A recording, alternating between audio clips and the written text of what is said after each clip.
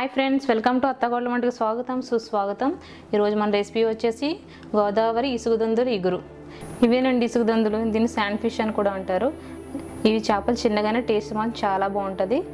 ఇది నేను పసుపు ఉప్పు వేసి కడిగి పెట్టుకున్నానండి. 1/2 kg తీసుకున్నా. అలానే మీడియం సైజ్ 2 ఉల్లిపాయలు, 4 పచ్చిమిరపకాయలు. ఇది గరం మసాలా అండి. గరం మసాలా ఇది ఈ చేపలకి ఈ మసాలానే టేస్ట్గా ఉంటుంది. మసాలాలు ధనియాలు, చిన్న అల్లం ముక్క, జీలకర్ర, గసగసాలు, ఇలాచీ 2, 4 మొగ్గలు, వెల్లుల్లిపాయలు. ఇవన్నీ మిక్సర్లో పేస్ట్ చేసి పెట్టుకోవాలండి. ఆల్రెడీ నేను చేసి పెట్టుకున్నాను. అలానే కొత్తిమీర, కారం, పసుపు, సాల్ట్. ముందుగా దాన్ని ఎలా తయారు చేయాలో చూద్దాం. ముందుగా కడాయి పెట్టుకొని కర్రీకి సరిపడా ఆయిల్ వేసుకుందాం.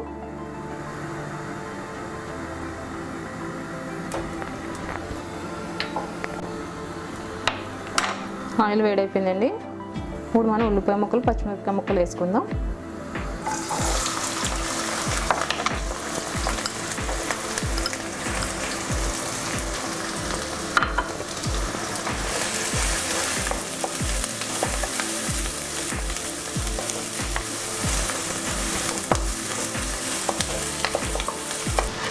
ఉల్లిపాయలు ఫ్రై అయిపోయింది. ఇప్పుడు మనం కొంచెం పసుపు వేసుకుందాం.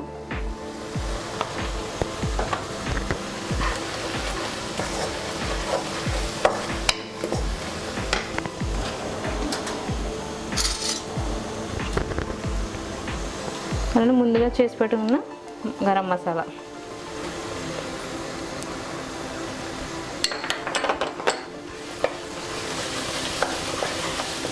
మసాలా అంతా పచ్చివాసన పోయే వరకు మనం ఫ్రై చేసుకుందాం.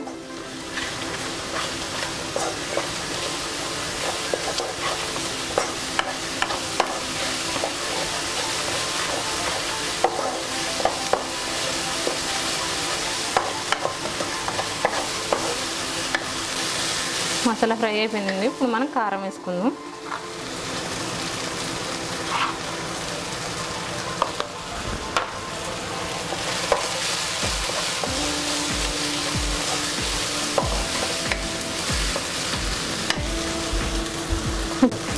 ముందుగా తీసి పెట్టుకున్న చేప ముక్కలు వేసుకుందాం.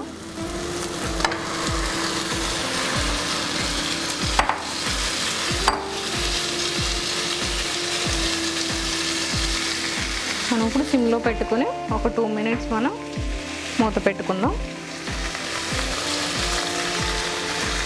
2 నిమిషాలు అయిపోయిందండి.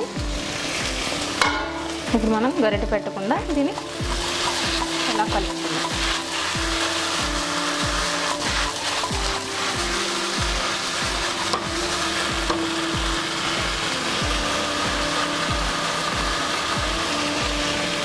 కొంచెం ఫ్రై అవ్వాలండి. ఫ్రై అయిన తర్వాత మనం వాటర్ వేసుకుందాం.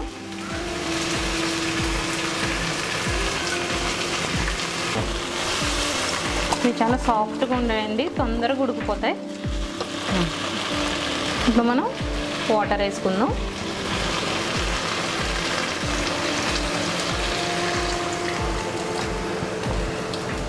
వాటర్ వేసుకుని ఒకసారి మనం కలుపుకుందాం.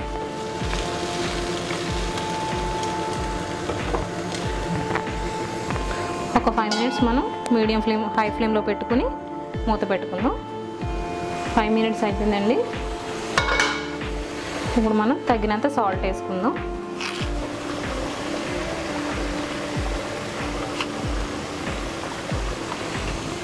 సాల్ట్ వేసిన ఒకసారి మనం కలుపుకుందాం.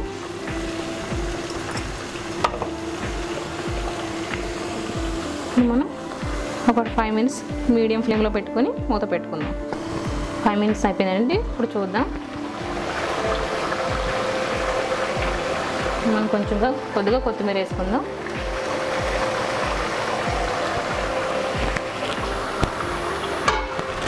కొత్తిమీర వేసుకుని ఒకసారి కలుపుకుందాం.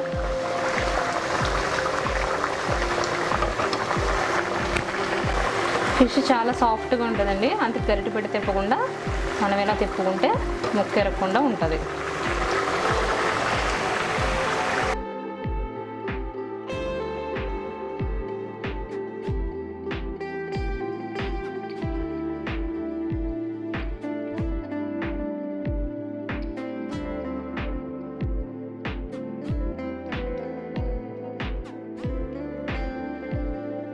రెడీ అయిపోయిందండి గోదావరి ఇసుగుదొంతులు ఇగురు.